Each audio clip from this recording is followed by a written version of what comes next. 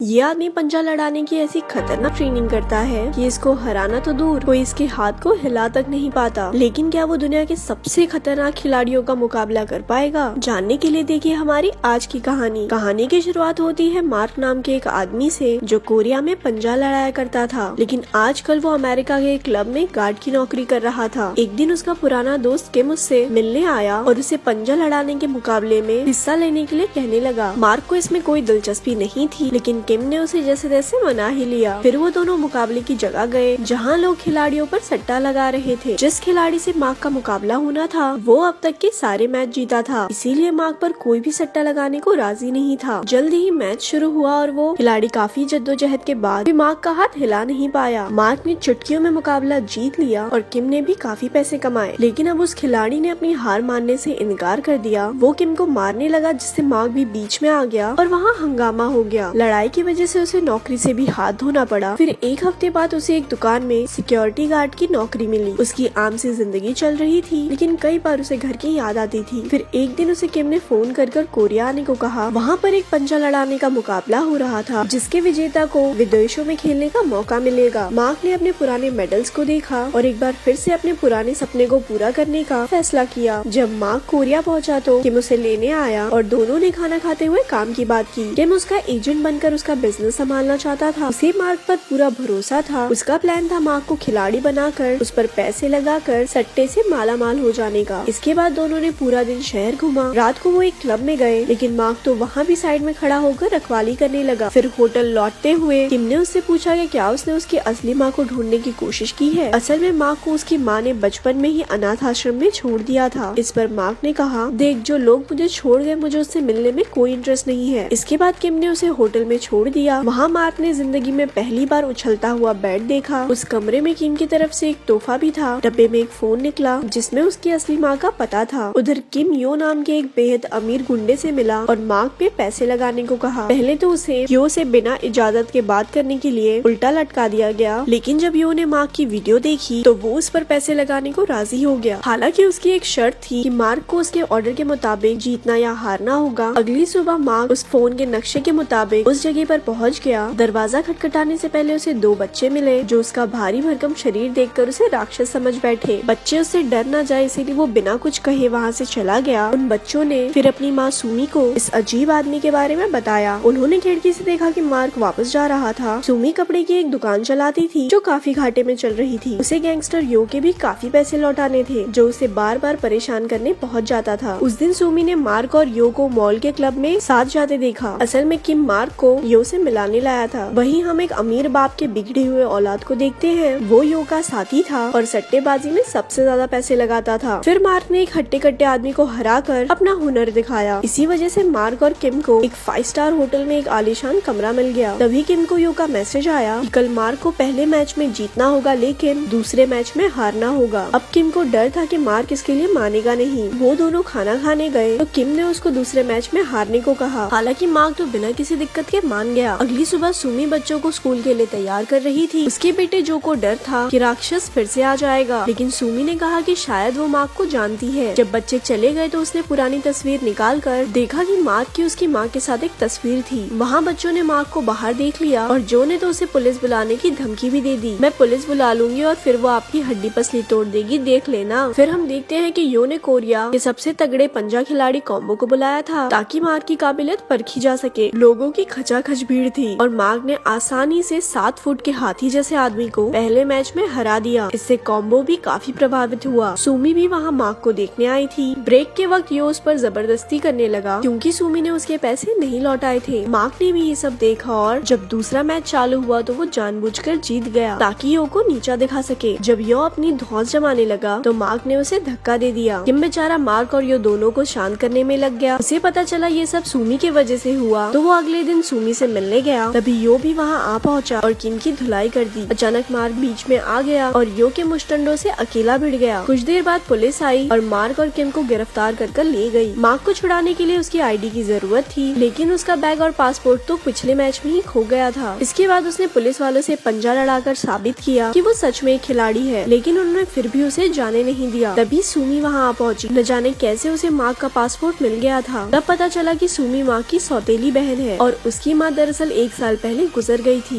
ये सुनकर मार्क का दिल टूट गया। बच्चों ने भी उसे घर आकर रहने को कहा। मामू मामू हमारे साथ घर चलो ना। सुमी की बेटी जून ही उसके साथ खेलती थी और बेटा जून हुआंग उससे काफी बात करता। वहीं घर के बाहर कुछ आवारा लड़के सिगरेट पी रहे थे। सुमी के मना करने के बाद भी वो नहीं गए, लेकिन जैसे ही मार्क उनके सामने आया तो सब दुम दबाकर भाग गए। अगले दिन यो के आदमी सुमी से पैसे वसूलने आए। उसी वक्त मार्क घर से जा रहा था ताकि वो सुमी पर बोझ न बने। उसने गुंडों को भी भगा दिया, लेकिन फिर उसने वहीं रुकने का फैसला किया। अगले कुछ दिन तक पूरे परिवार ने मिलकर बढ़िया खाना खाया, घूमे फिरे और मजे किए। सुमी के लिए काम के साथ बच्चे संभालना काफी मुश्किल था। उसका पूरा घर कपड़ों से भरा हुआ था। एक दिन उसने घर आकर देखा कि सब कुछ एकदम साफ हो चुका है। ऊपर से मार्क बच्चों की देखभाल भी बहुत अच्छे से करता था। दूसरी तरफ किम गरीबी के दिन काट रहा था। तभी मार्क को बच्चों के साथ देखकर उसे आइडिया आया, क्यों ना मार्क की दुख भरी कहानी दिखाकर थोड़े पैसे कमा लिए जाए। मार्क भी इसके लिए मान गया। इसके बाद मार्क अपने परिवार के साथ बाहर जा रहा था। रास्ते में उसने कॉम्बो को खेलते देखा। मार्क ने उसे चुनौती दी और जीतकर सबका चहीता बन गया। कुछ ही हफ्तों बाद उसके दुख भरे बचपन और मुश्किलों की कहानी पूरे देश में फैल गई। ये इतनी मशहूर हुई कि मार्क और किम ने काफी पैसे कमा लिए। अब बच्चे मार्क को अपना हीरो समझने लगे। एक दिन स्कूल जाते हुए उन्होंने एक औरत को मार्क की बुराई करते हुए सुनी। बदले में जूही ने कह दिया, मेरे मामू ना बहुत जबरदस्त खिलाड़ी है, चुप हो जा बुढ़िया, नहीं तो तेरे बाल गंजे कर दूंगी। मार्क ने उसे वादा किया कि वो देश का सबसे बड़ा मुकाबला जीत कर दिखाएगा। फिर हम देखते हैं किम के पिता को, जो बूढ़ा होने के बावजूद काफी मेहनत करता था। किम इतने पैसे इसीलिए कमाना चाहता था ताकि वो अपने पिता को एक अच्छी जिंदगी दे सके। एक दिन मार्क को जून हुआंग ने वो ईमेल्स दिखाए जो मार्क की माँ हर रोज लिखा करती थी। दरअसल उसे इस बात का बहुत पछतावा था कि उसने अपने बेटे मार्क अनाथ आश्रम भेज दिया। पूरी जिंदगी वो बेचारी ईमेल्स लिखती रही, लेकिन वो पता मार्क का था ही नहीं। उसमें लिखा था कि जब मार्क उनके साथ था तब जिंदगी बेहद मुश्किल थी। उनके पास मार्क को खिलाने तक के पैसे नहीं थे और वो चाहती थी कि उसका बेटा एक अच्छी जिंदगी जिए। इसीलिए उसने दिल पर पत्थर रखकर उसे अनाथ आश्रम भेज दिया। मरने से पहले भी उसकी आखिरी इच्छा यही थी कि मार्क से मिलकर उससे माफी मांग सके। मार्क को ये भी पता चला कि सुमी उसकी सौतेली बहन नहीं है। जब सुमी के माँ बाप मर गए तो मार्क की माँ ने उसे संभाला। ये खबर सुनकर मार्क दंग रह गया और उसे सुमी पर गुस्सा भी आया। कुछ दिन बाद वो सभी उसकी माँ की कब्र पर जा रहे थे। रास्ते में मार्क ने सुमी को झूठ बोलने के लिए काफी बुरा भला कहा। उसने अब वापस अमेरिका जाने का फैसला कर लिया था। तभी किम ने उसे रोकने की कोशिश की, क्योंकि मुकाबले 1 हफ्ते में शुरू होने वाले थे। लेकिन मार्क ने उसे भी गुस्से में कह दिया, अरे वो तू तो चुप हो जा, मेरे टैलेंट का इस्तेमाल करके बस पैसे कमाना चाहता है तू। उधर कॉम्बो जोरों शोरों से मुकाबले की तैयारी में लगा था। गैंगस्टर यो ने भी केन नाम के एक मुस्टंडे को तैयार किया था। केन ने आज तक जितने भी लोगों से पंजा लड़ाया वो सबकी बेरहमी से हड्डियां तोड़ डाली। मार्क भी टूर्नामेंट से पहले अपनी तैयारी में कोई कमी नहीं छोड़ रहा था। आखिरकार मुकाबले का दिन आ गया। बच्चे घर पर थे जब उन्होंने देखा वो मार्क को उसका मेडल लौटाना भूल गए। वो दोनों तुरंत बस पकड़ के मुकाबले की जगह पहुंच गए। कुछ देर बाद सुमी को ये खबर मिली तो वो भी बच्चों के पास भागी। इसके बाद मुकाबला शुरू हुआ। केन, मार्क और कॉम्बो तीनों अलग अलग ग्रुप्स में थे। उन्होंने अपने ग्रुप में हर किसी को हरा दिया और सेमीफाइनल तक पहुंच गए। केन ने तो बेरहमी से कई हाथ तोड़े और फाइनल में पहुंच गया। करोड़पति चैंग और उसके आदमियों ने अपना सारा पैसा केन पर लगा दिया, लेकिन मार्क का हुनर देखकर उन्हें लगा कि कहीं उनके पैसे डूब न जाए। इसीलिए चैंग ने यो को धमकाकर कहा किसी भी तरह केन को जिताए। फिर यो ने किम को $2 लाख